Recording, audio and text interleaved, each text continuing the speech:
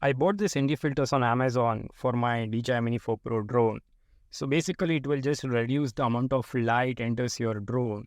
You can actually avoid this in the post editing, but if you just install the ND filters, it's just better instead of doing it in the post editing or do it in the pro video features. I mean, it's all a headache. It's better to use these ND filters than doing all that circus, right? So I'll lead on the links to buy these ND filters. First, I will show you how the footage looks like without the ND filters. During the harsh lighting, it is actually helpful. I will show you how the footage is before using the ND filters and then after. Now let's install the ND filters now. First, I will install the Polaroid filter, right? The what Polaroid filter will do is that it will reduce the glare coming to the camera lens. So in order to remove the lens, the previous lens of the drone, right? So you have to just rotate it anti-clockwise. So once you rotate it anti-clockwise, you will remove the stock lens. It comes with the drone. So now I will install the Polaroid lens. First, I will see how that works, right? So keep that aside. And there are actually 4 types of ND filters they are given. One is Polaroid sensor and the other 3 are normal sensor, which reduces the amount of light. So it based on how much light it actually limits, right? That's how the ND filters work. So this is the Polaroid filter which I have taken right now. So you just have to gently rotate it. Okay, after so much of struggle, I was able to install this. It's quite hard to install in the beginning because you have to be very gentle with the gimbal, because this is the very delicate part.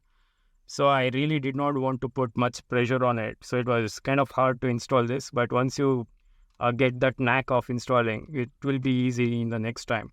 So now I'll test how the footage will turn out after installing the Polaroid sensor.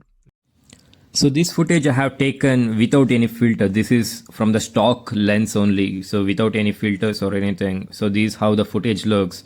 It was a bright sunny day at that day. It was quite sunny. So this is how it looks without any filter.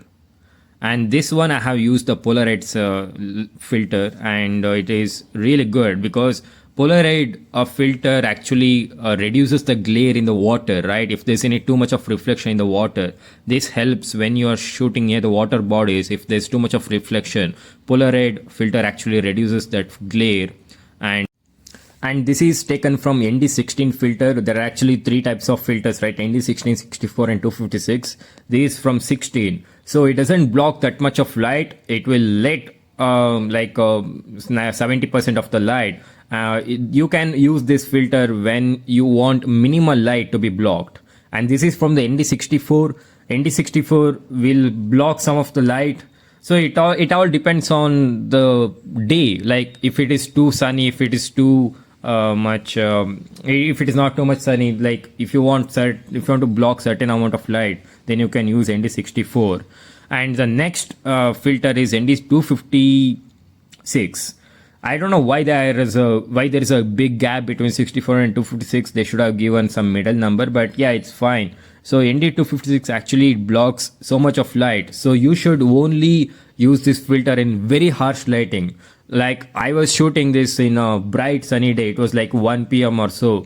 It was too much bright where everything was kind of distorted.